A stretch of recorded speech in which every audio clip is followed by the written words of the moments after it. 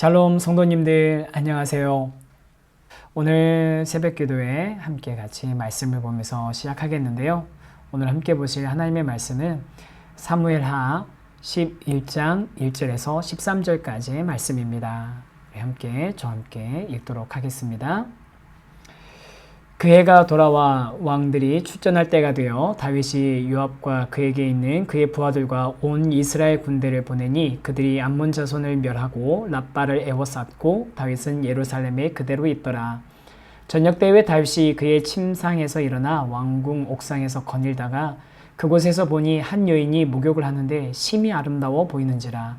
다윗이 사람을 보내 그 여인을 알아보게 하였더니 그가 아뢰되 그는 엘리암의 딸이요 햇사람 우리아의 아내 밧세바가 아니니까 하니 다윗이 전령을 보내어 그 여자를 자기에게로 데려오게 하고 그 여자가 그 부정함을 깨끗하게 하였으므로 더불어 동침함에 그 여자가 자기 집으로 돌아가니라.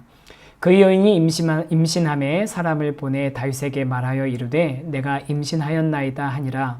다윗이 요압에게 기별하여 햇사람 우리아를 내게 보내라 하매 요압이 우리아를 다윗에게로 보내니 우리아가 다윗에게 이름에 다윗이 요압의 안부와 군사의 안부와 싸움이 어떠했는가를 묻고 그가 또 우리아에게 이르되 내 집으로 내려가서 발을 씻으라 하니 우리아가 왕궁에서 나가매 왕의 음식물이 뒤따라가니라.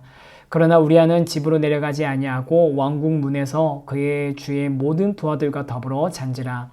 어떤 사람이 다윗에게 아뢰되 우리아가 그의 집으로 내려가지 아니하였나이다. 다윗이 우리아에게 이르되 내가 길 갔다가 돌아온 것이 아니냐 어찌하여 내 집으로 내려가지 아니하였느냐 하니 우리아가 다윗에게 아뢰되 언약궤와 이스라엘과 유다가 야영 중에 있고 내 주 요압과 내 왕의 부하들이 바깥들에 진치고 있거늘 내가 어찌 내 집으로 가서 먹고 마시고 내 처와 같이 자리이까.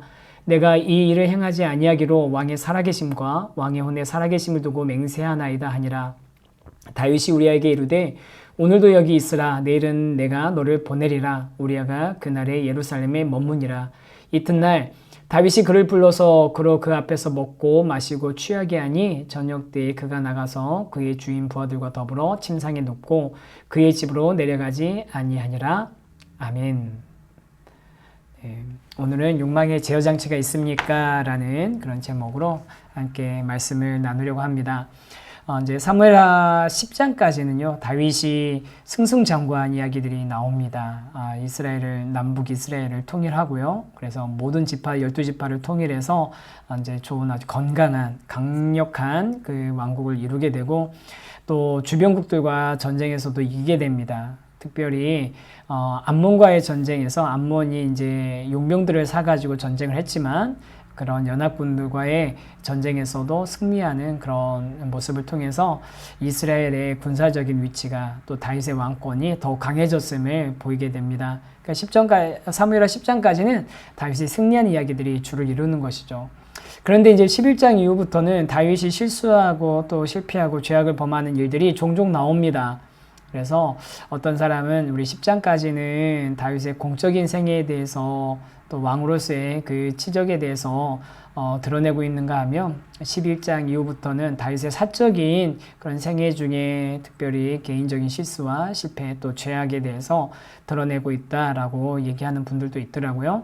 어찌됐든 이제 오늘 이 11장에는요 다윗의 우리가 잘 알고 있는 다윗이 밧세바를 범한 그런 이야기가 나오게 됩니다. 배경은 이렇습니다. 어제 이제 암몬과 전쟁을 치르다가 이제 해를 넘기게 됩니다. 암몬과 전쟁을 치르다가 해를 넘기는 것은 겨울에는 비도 많이 오고 전쟁할 만한 그런 상황이 되지 않으니까 주로 이 팔레스타인 지역에서는 봄에 돼서 좀 건조해지면 그럼 이제 전쟁을 많이 했다고 합니다. 그래서 이제는 이 암몬에 대해서 다윗이 이스라엘의 모든 군사들을 시켜서 이 암몬을 이제 철저하게 좀 무너뜨리라고 큰 군대를 일으켜서 전쟁을 일으키게 됩니다. 그리고 이스라엘 군대들이 이제 쳐들어가서 전쟁을 하게 되는 거죠. 그렇게 이제 왕이 명령에 따라서 이제 군사들이 나가서 전쟁을 하게 되고 왕은 이제 왕궁에 남아있게 됩니다. 왕이 왕궁에 남아있는 다윗 왕이 남아있는 이 모습을 가지고서 왕이 벌써 나태해졌다. 전쟁하면서 자기 백성들과 함께 가지 않았다라면서 비난하는 분들도 있고요. 근데 또 어떤 분들은 그렇게 얘기하시더라고요. 이제 왕권이 어느 정도 강해졌으니 모든 전쟁에 왕이 직접 나가는 것보다는 왕은 이제 전쟁은 군인들에게 장수들에게 맡기고 왕은 국가에서 통치를 더 굳건히 하는 것이 이것이 더 옳은 선택이었다라고 얘기하는 분들도 있습니다. 어찌됐건 다윗이 이제 나가지 않고 이제 왕궁에 머물다가 저녁에 거닐게 되었는데 그때 한 여인을 발견하게 되는 거죠. 목욕을 한 여인을 발견하고 그 여인의 아름다움에 빠져서 다윗은 그 여인이 누구인지 알아보게 됩니다. 참 우연히 발견한 여인의 어떤 그 목욕하는 모습을 보고 욕정을 품을 수는 있겠죠.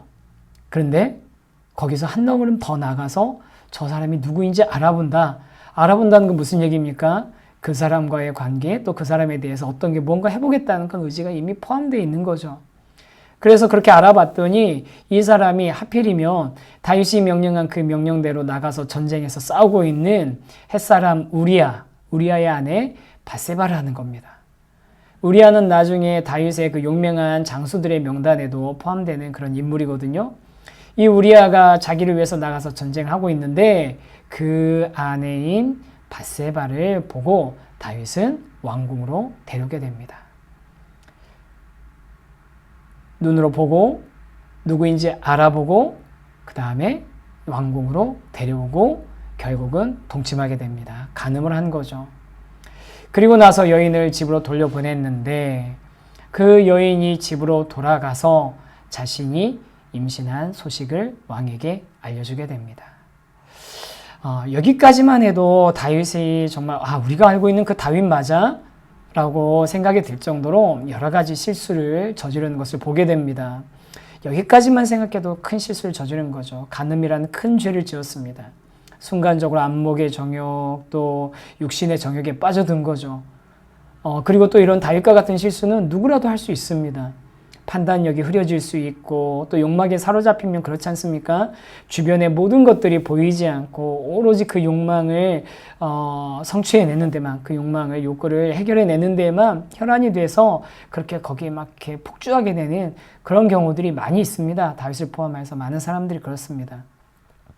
그럴 수 있죠. 그런데 이렇게 욕망에 의해 저지른 죄악의 씨앗이 이제는 더 큰 죄악으로 커지는 일들이 그 다음 단계에서 이루어지게 됩니다. 밧세바가 자신이 임신했다는 사실을 왕에게 알리고 나니까 어떻게 됩니까? 다윗은 자기의 간음한 것이 들통날 것이 뻔하니 그러니 이 죄악을 덮어야겠다. 이 죄악을 어떻게 가려야겠다라는 생각에 이제 온통 사로잡히게 됩니다. 그래서 즉시 전령을 보내서 요압에게 우리아를 보내라고 왕궁으로 돌려보내라고 해서 우리아는 허겁지겁 왕궁으로 오게 되죠. 그래서 왕궁에 온 그 우리아에게 다윗은 요압의 안부에 대해서 전쟁의 상황에서 묻는 척 하면서 원래 의도는 뭡니까? 이 우리아를 집으로 보내가지고 밧세바와 동침하게 하고 그래서 그 부부관계에 의해서 아이가 생긴 것처럼 가장하려는 위장하려는 그런 시도를 하는 거죠. 그래서 그 우리아에게 얘기합니다. 가서 발을 좀 씻으라고. 음식물을 같이 보내주면서 발을 씻으라고 집에 가서 이게 무슨 얘기냐면 가서 아내와 회포를 풀고 잠자리를 가져라 라고 노골적으로 얘기를 하는 거죠. 다윗이 정말 자기의 죄를 가리려고 엄청 비열한 눈에 뻔히 보이는 그런 정말 낮은 수의 얕은 수의 그런 계략을 부리는 게 우리 눈에도 다 보이는 거죠.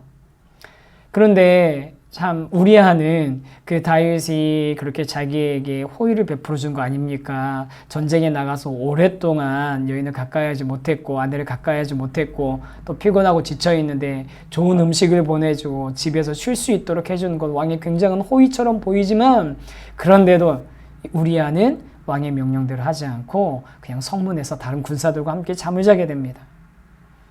다윗의 속은 타들어가는 거죠. 누군가 우리아가 집에 들어가지 않았다는 얘기를 들었으니 다시 우리아를 불렀습니다. 왜 집에 안 갔냐? 길에 나온 지 오래됐는데 왜 가지 않았냐? 라고 얘기하니까 우리아가 얘기합니다. 우리아는 정말 충성스러운 군인입니다. 우리아가 다윗에게 아뢰되 언약궤와 이스라엘과 유다가 야영 중에 있고 내 주 요압과 내 왕의 부하들이 바깥 들에 진치고 있거늘 내가 어찌 내 집으로 가서 먹고 마시고 내 처와 같이 자리이까 내가 이 일을 행하지 아니하기로 왕의 살아계심과 왕의 혼의 살아계심을 두고 맹세하나이다 하니라. 우리아는 내 하나님의 언약궤와 또 이스라엘 유다의 모든 군대들이 나가서 야영하면서 전쟁하고 있고 또 내 상관인 요압도 또 다른 부하들도 다른 장수들도 다 바깥에서 험한 시간들을 보내고 있는데 나 혼자 편하게 가서 아내와 잠자리를 갖고 편한 시간 보낼 수 없다라고 얘기합니다. 너무나 충성스러운 신하인 거죠.